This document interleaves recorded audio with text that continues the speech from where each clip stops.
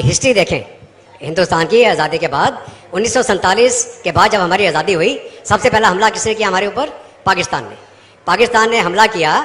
और JNK के अंदर जो आप लोगों ने जो हिस्ट्री को जानते हैं, मेरे अपने फादर JNK स्टेट फोर्सेस में थे और उस समय जब ये जितने रज़ाकार और पाकिस्तान की आर्मी भेस बदल के JNK के अंदर, श्रीनगर के अंदर आए, उस समय JNK स्टेट फोर्स खुद लड़ रही थी। और जब महाराजा ने सेशन के कागज़ के ऊपर साइन कर दिया, उस समय तुरंत इंडियन आर्मी को मोबिलाइज करके श्रीनगर में एयरलिफ्ट किया गया और पाकिस्तान के जितने लोग अंदर घुसाए थे हमारे श्रीनगर एयरफील्ड तक पहुंच चुके थे, वो उनको धक्का मारते मारते मारते मारते पीछे ले जा रहे थे हम लोग। कोटली में मेरे फादर थे, अगर आप लोगों ने मीरपुर कोटली का नाम सुना हो, 3 महीने तक वो एक कंपनी के साथ लड़ते रहे पाकिस्तानियों के साथ, उनको अंदर नहीं आने दिया। फिर हमारा पैरा ब्रिगेड नौशहरा के माध्यम से जाके लिंकअप हुआ मीरपुर कोटली में, और कोटली में पहुंचने के बाद हुक्म आया कि साहब कोटली को खाली कर दीजिए।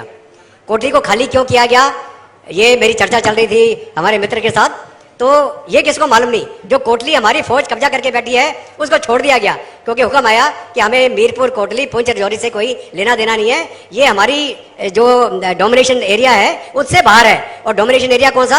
श्रीनगर वैली। और कौन थे उस समय? शेख अब्दुल्ला या जो भी थे जिनका इन्फ्लुएंस था, उनके चलते मीरपुर कोटली पुंछ तक, पुंछ को एक ब्रिगेडियर प्रीतम सिंह ने बचाया।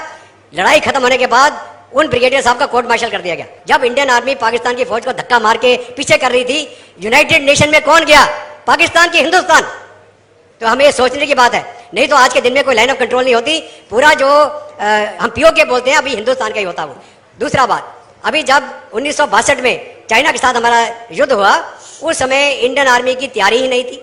इंडियन आर्मी की लीडरशिप, इंडियन आर्मी के उस समय के जनरल इस प्रकार के लोग लगा दिए गए जो रिश्तेदारी में थे, जिनको कोई एक्सपीरियंस ही नहीं था फाइटिंग इन माउंटेन्स और उस तरह की युद्ध का। उस समय हमारे जो इक्विपमेंट, हमारा कपड़ा लत्ता, जैकेट्स, वार्म क्लोथिंग थे ही नहीं।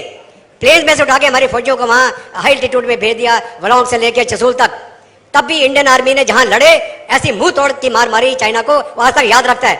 लेकिन जहाँ पर वो हम तैयार नहीं थे, हम सरप्राइज हो गए, लीडरशिप नहीं थी, वहाँ पे जरूर इंडियन आर्मी को पीछे आना पड़ा। अब आज 71 की लड़ाई हमने पूरा हमला करके ईस्ट पाकिस्तान वेस्ट पाकिस्तान अलग कर दिया, बांग्लादेश आज़ाद हो गया।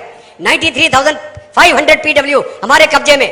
आज की हम बात करें, IC-814 हाईजैक हुआ, वहाँ गया कंधार, कितने पैसेंजर थे उसमें? 180।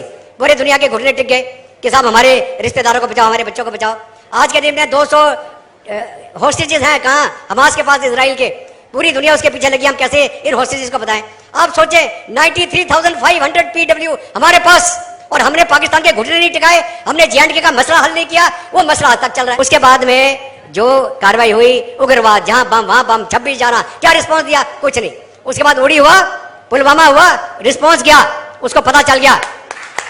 चाइना ने गलवान में कोविड के दौरान ये सोचा कि अब तो हिंदुस्तान को हम पीट लेंगे, कोविड के चलते मोबिलाइज नहीं कर पाएंगे।